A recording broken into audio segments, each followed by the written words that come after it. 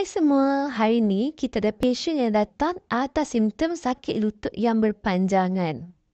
So pasien ni dia bagi tahu kita yang rasa sakit-sakit lutut dan rasa menyucuk, especially bila waktu sejuk tu dah lama dah, dalam beberapa bulan kebelakangan ni. So pasien pun datang dekat kita untuk dapatkan consultation dan juga injection untuk knee pain.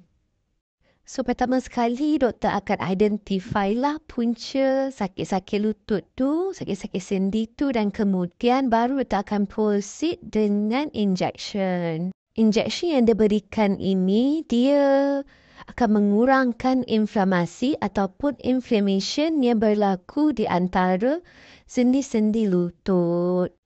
So, prosedur ni, dia tak akan ambil masa yang lama dan juga tidak menyakitkan.